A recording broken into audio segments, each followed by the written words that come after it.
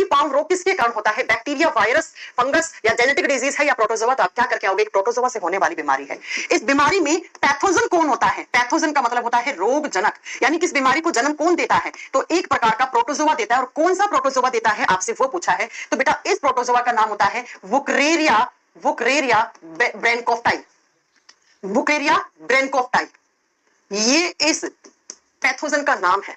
कभी कभी इसको वुचरेरिया ब्रैनकोफ्टाई पढ़ते हैं, आपको जैसे भी पढ़ना है आप पढ़ सकते हो, ठीक है।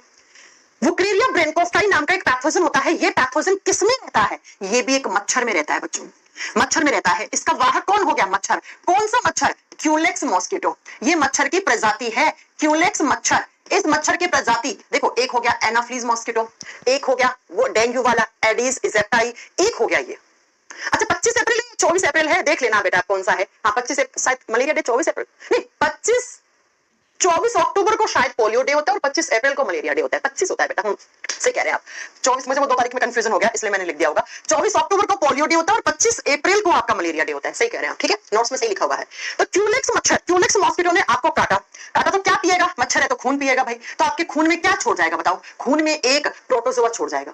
कौन सा प्रोटोजोआ छोड़ जाएगा? वुकरेरिया ब्रैनकोफ्टाई। इसी बीमारी का दूसरा नाम होता है फिलेरियोसिस। हाँ एलिफेंटियासिस बोलो, या इसी का दूसरा नाम होता है फिलेरियोसिस। तो अगर हिंदी में लिखा हुआ हो क्या फिलेरिया रोग किस मच्छर के काटने से होता है, तो बेटा इसी का दूसरा नाम फिलेरिया रोग, फिलेरियोसिस या एलिफेंटियासिस, एक ही बात है।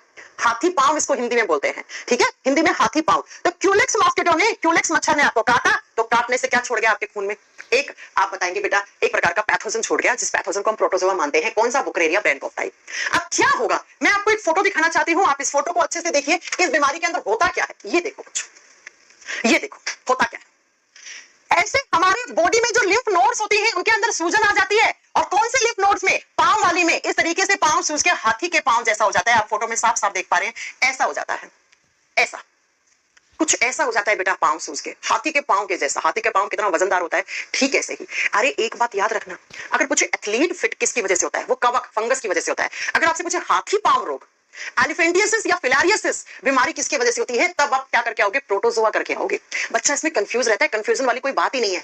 या आपसे पूछता है कभी कभी कि क्यूलेक्स मॉस्किटो कौन सी बीमारी फैलाता है, तो आप क्या बताओगे? क्यूलेक्स मॉस्किटो से हाथी पांव रोग, एलिफेंटियासिस या फिलेरियोसिस। इसी बीमारी का दूसरा नाम फिलेरिया रोग भी होता है, इसी को हाथी पांव रोग कहते हैं। ऐसा हो जाता है बेटा हाथी पांव सूज के। तो आप इसके सिम्टम्स, हाँ इसके सिम्टम्स ना भी लिखोगे तब भी चलेगा। बस एक पॉइंट लिख लेना कि इस बीमारी में इन्फ्लामेशन हो जाता है। इन्फ्लामेशन कहां होता है? इन लिम्फ नोड, जो लिम्फ नोड होती है हमारी, उनके अंदर सूजन आ जाती है और इन्फेक्शन हो जाता है। हिंदी में लिख दो